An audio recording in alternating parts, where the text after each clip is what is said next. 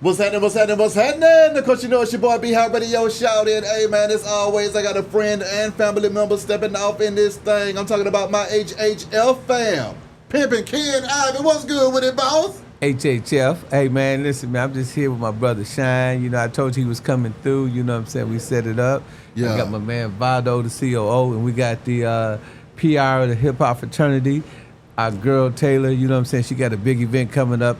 We got the Memorial Ultimate Weekend. I'm gonna let her speak on that briefly before I go. Tell them about the weekend, what we got going on. First of all, I want to thank you so much for having us here. Appreciate you coming today. through. Thank you, HHF in the building. So we are doing a Memorial Day Festival, guys. Okay. This is called the Ultimate Memorial Day Weekend Festival. It is a 20,000 square foot building. Mm-hmm. We are bringing you celebrity bowling, the names that I can mention: Metro Mars, Team Free Bands, the Progress Support, Scotty ATL, Woodrow, the Umbrella ENT, Yeah. Empire, Black Ink. So many amazing people, and of course the hip hop fraternity is Of course. headlining the event. Rapstar Energy Drink, one of our sponsors for the event. Shout out to them. So this is a big event. We're providing the artists an opportunity. We're going to have 4 stages during the day, 2 stages at night. So it's Okay. unlimited access. But then we're going to have a car show where we're bringing out the biggest cars in the East Coast. You know, you got Atlanta, Alabama, New York is even pulling up. I got people telling me they coming from Texas. You know, this is going to be a big event. It's going to be live broadcasted on several different platforms. Yeah. We're going to be actually giving away so much. Zaytoven is coming through and giving away distribution for the artists.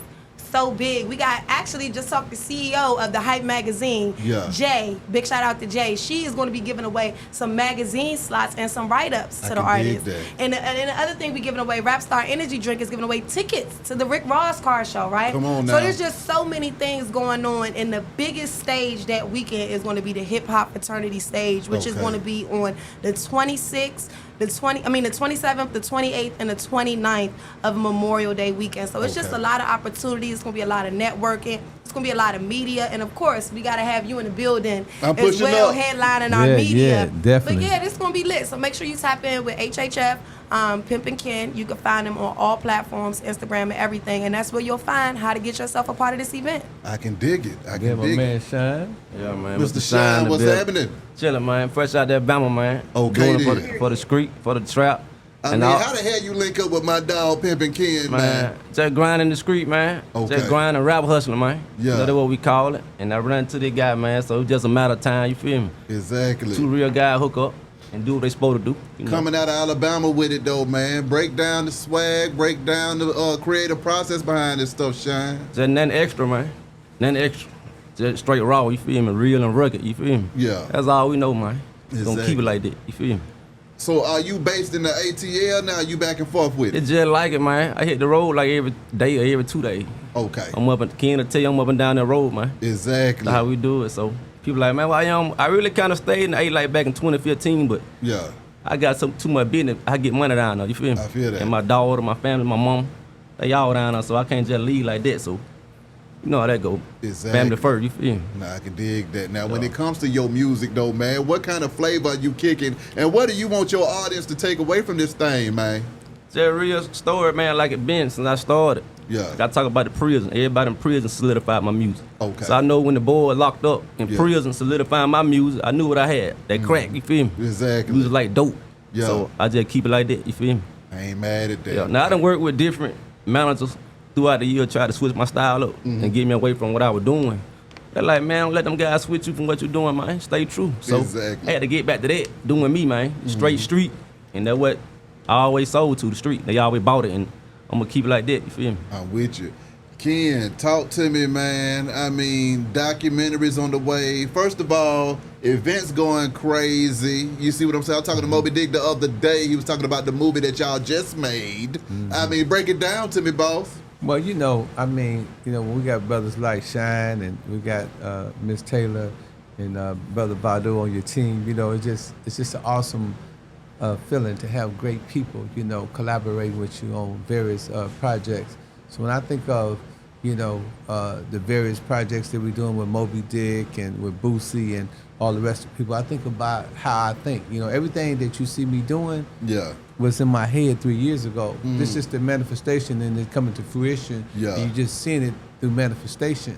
Yeah. But, you know, we've been talking about this. You know, me and you had various conversations. Come on now. Where I've been kind of like pretty much prepping you for what we see today. Yeah. It's just today, it just happened to be the day that we here on Beehive to talk about that, you know, and, you know, to pretty much punctuate the various things that hip-hop fraternity encompass, you know.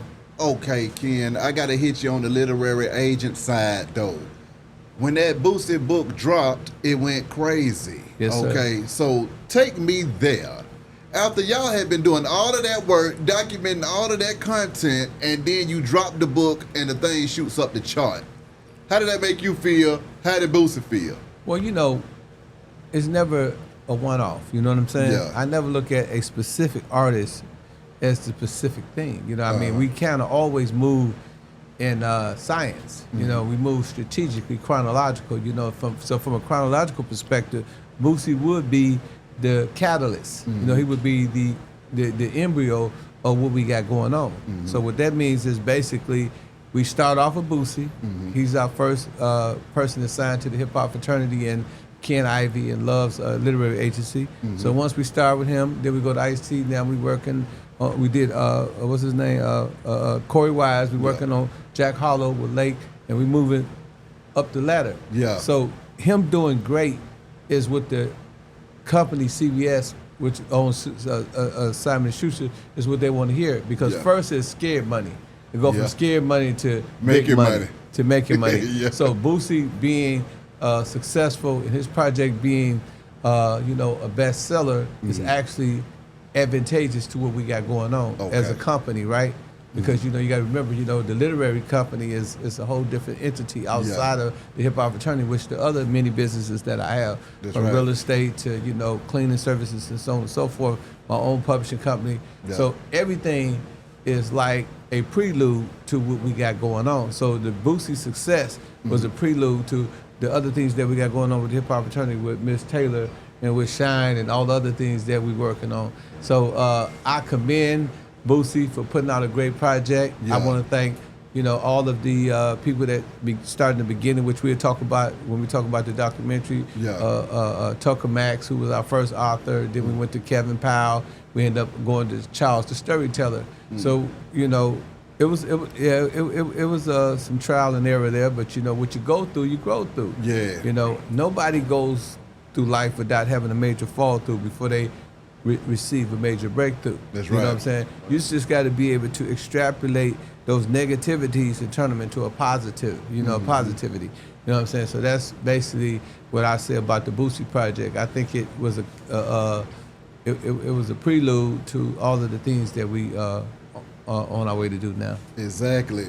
I mean, what was it like working with Boosie up close and personal? When you first went to him and said, "Hey, Boosie, I got a deal for you to do this damn book, man." What was that conversation like? Well, you got to know it was beyond the book deal. You know, you got to remember Steve Love is my partner. Okay. So we had, you know, Pixie Paulo, you know, who's a friend of mine. You know, local church liquor. We did the Boosie juice. Yeah. You know, Steve was my partner. We did the McCartier. You know, with Forte International. Steve I and Boosie, the whole clique. You know, the rap snacks. All of that stuff was already brewing. The cologne deals. So what we do behind the scene is we take artists like Shine and we give them, you know, the corporate side, you know, teach them about the equity partnership, the equity side. And then, you know, we got our lawyer, Miss Simmons, Tiffany Simmons, who handle the legalities, you know, and make sure that they understand corporate governance. You know what I'm saying? All these things you have to understand that goes beyond the rap, you know. So that's one of the things that we did. We, first of all, worked on some projects. And we seen, you know, his marketability. You know, once we found out his marketability, and we seen that he had that mogul mentality, which is what you got to have. You know, you got to want to be successful. And once we seen that he wanted to be a businessman, then we brought him in to our orbit and you know, start introducing him to other levels of the game. Simon Schuster is big as it get. You know, they do Barack Obama, T.D. Jakes, Hillary Clinton, and to be in association with that type of company, and have, you know, brothers like ourselves that's from the hood to be able to orchestrate and put those type of deals together, it within itself is a great thing. So, you know, that was the main thing, having a relationship with Boosie. You know, then, you know, man, you was here, we was in your thing together. You know, I gave him his first mink coat. You know what I mean? He was cold. He didn't have a coat. I gave him his first mink coat. Yeah.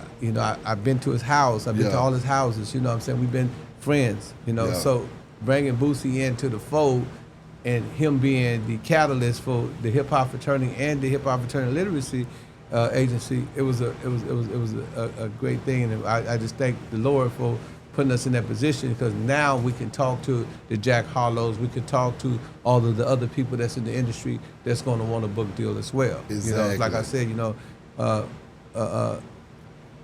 dealing with Boosie make it easy for me to work with brothers like Shine. Yeah. Because Shine, he see us what we doing with Boosie.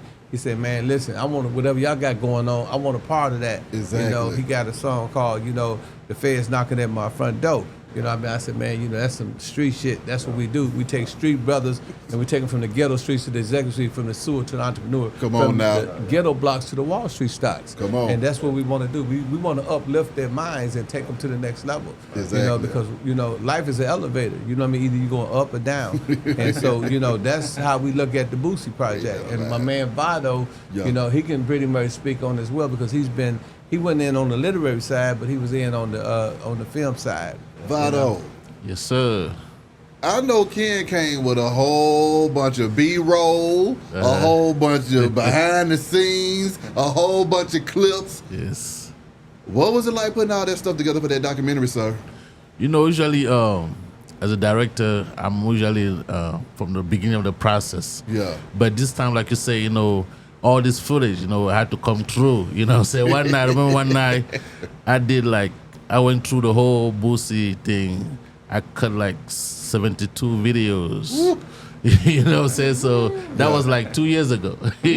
So, and ever since, but when we actually get together and film, we cut it very quick. But all footage, since I wasn't there, since it's been so long. Yeah. So we have to go through and make sure that you understand, because, our footage, if you really want to work on our footage, that's actually maybe 7 hours, because you got to listen to it first. You got to listen to it again. So you got to cut it and then you got to listen to it again. So there's so much going on, but, we finally, we're almost done. So, it's been a great journey, it's been a great experience. What was it like for you being able to see those behind the scenes of Boosie and stuff like that, and knowing what to show and what not to show at this thing? Boosie raw, man. He let it. Everybody know Boosie. Everybody, So this documentary is very authentic. So that means that there's things out there that we just let Boosie speak. He's a character himself, so he himself make the documentary. So and there was some great footage, great sound bites there that, man, we were like, we gotta get this. Oh my God, we gotta get this. Every time we go through, we find some new sound bite. You know what I'm saying? So there's some things that people have never heard of Boosie saying it. There's some new stuff. There's some old stuff that people have heard. You know what I'm saying? It's so much interesting. And another thing, Beehive, is that's why I want to bring Shine back in. Because we had people that was ordinary, everyday people. You seen that? Yeah. You seen the documentary, like Shine. So Shine, when you think about Boosie, and because I want you to speak for all the street people out there in the street. Yeah. When you think about Boosie, and you think about him writing a book, how did that resonate with you? Man, we don't think about no street nigga making no book, period. You know what I'm talking about? That just let you know where he at in his career to be doing a book, a nigga like that. You feel me? And he got a story to tell, you feel me? And everybody gonna listen. If he got a book, they gonna get it, you feel me? So that's one good thing about it, that way you know it's gonna make money. When everybody gonna pay attention to something like that, the Boosie doing so. So what would be in your book if you would have dropped one, Shine? Man, you don't even wanna know what's in my book, man. Real talk, my book, boy, it's gonna take 2-3 books. But no, man, it'll be very interesting, cause like I said, that's why people, where I come from, they solidify me. Yeah. And everybody respect me, so it'll be a lot to tell, though. A lot of funny stories, too, you feel me? Coming all the way from childhood to now, so be pretty interesting, man. So, Sister Taylor, I know this is B.I.'s interview. Can you tell them some of the marketing things that we're going to do with the Boosie documentary? Yeah, I'm here for it. So one of the things that we're going to do is a humongous press run. I have about 360 plus blogs under my belt. So we would definitely take them to some of the big blogs, we'll Yeah. do magazine write-ups. We'll also do a book tour. I think it's really important for that book to be at colleges and different high schools to show people that they can elevate through it. You could tell your story, you could keep going, and you can make it through. I think Boosie, as he said, it shows, when he made that book, it shows a guy from the hood, an artist, a rapper, even Gucci Mane, big props to him. When they made those books, it shows somebody that they can do that. And a lot of artists and people in general, I feel like when they hit that hard time in their life and they're able to sit back and write that book, it's going to pull somebody through. So we got to be in colleges, we got to be in the high schools, we got to do a press run. And again, we have to take this book to places that you wouldn't even expect it to be. Yeah. So even when you got these big conferences where they're speaking, you got a 1,000 men, black men conference. Boosie book need to be there. Boosie needs to be highlighted in other ways other than looking at as a street guy or a hoodlum. I'm with you. So that's what we were going to do with the press run, making sure that he is highlighted in the right light and take him as far as we can in the press. I'm with you. When it comes to doing that PR though, what advice do you got for other folks that want to get into this PR game? Because obviously you over here getting busy, sis. So this is what I want to say to everybody in business, period. It's all about connections and collaborations, not about competing. The way that I build my brand, the reason I have so many brands under me and so many blogs under me is because I open it up for collaboration. Forbes, This Is 50, The Source. I have so many connections, and that's all because of me opening myself up to collaboration. Finding the right clients. When you having the right campaign, like Boosie, that's a big client. Yeah. That's a big campaign. You want to extend that out for at least 3 to 6 months on the small end and 7 to 9 months on a large end. Yeah. That way you get the big press for your clients. So PR and public relations is not as easy as you think it is because everybody is so unique. Yeah. You know, what I would do with Shine wouldn't be the same thing that I would do with Boosie. Yeah. But again, you find your client, you find your niche market, and you put a campaign behind it, and that's how you roll out a good press run. I can dig it. Yeah. Are we getting any more books out of the pimp himself though? Yeah, I got a new book coming out, Oh, but I don't want to divulge the name because my books do so well and they're so successful. Okay. That I have to be strategic. Yeah. Because you got to remember with me, bro, is that the things that I've done over the history and over the course of my life has been so it's been so enormous that you would never expect that to come from Milwaukee or come from the hood. But I actually do business with multi-million-dollar companies. Yeah. I have those conversations on the daily. It's not a record label in the industry that I haven't signed the contract with because I've done business with all of their artists. And that speaks volume to who I am and what I represent and what I represent to brothers like Shine. So when I look at Shine and I think about people that's, a part of our orbit like Ditto and the rest of them, I think about it from the perspective that, I have the relationships. And, I think T.D. Jakes just did an interview with Charlamagne the God, and he was talking about, business is not about talent, it's about relationships. That's Yeah. right. You know what I'm saying? And if I can tell you for sure, 90% of the things that happened for me in my life was never because of me. It was because of the relationships. Thanks. You know what I'm saying? And the relationships that I had, they allowed me to do. Puffy, allowed me to, he brought Loom. Loom was selling millions of records. He brought Loom to my birthday party for free because of the relationship.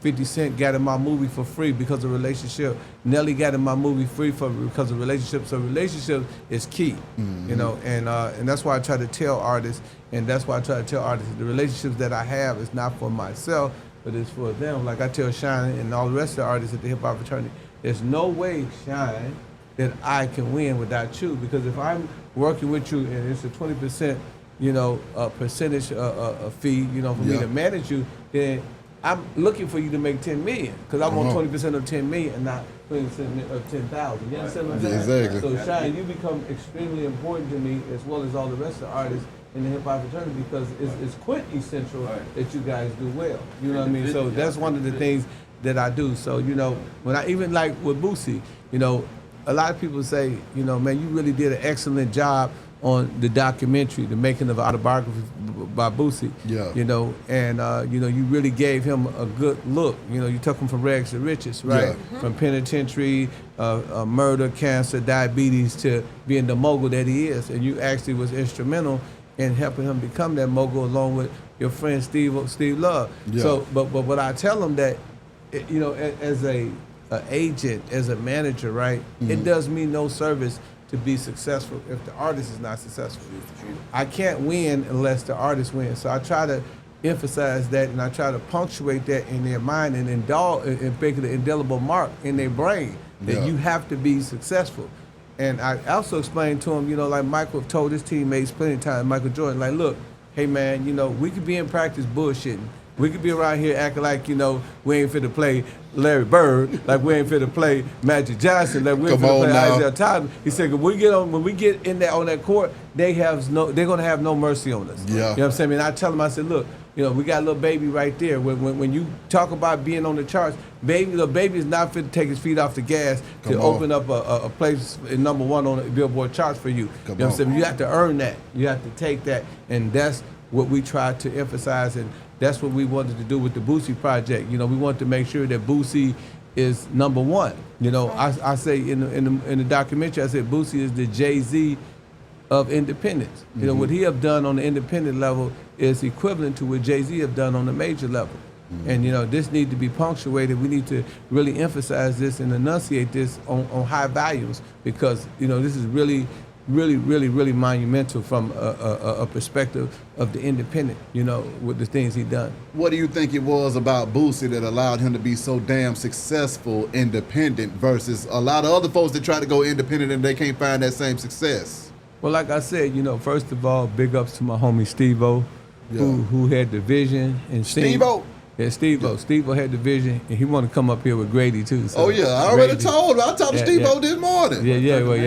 I told him to come on up here. And so, you know, he helped to pretty much orchestrate the vision. You know, Boosie already had the mind and the business sense, but he helped him to facilitate that. And that's a lot of times with young artists like Shine and, you know, other people, they need people like ourselves, you know, like Steve and myself, to be able to help them navigate through the wavy waters, you know, through the quicksand and so on and so forth.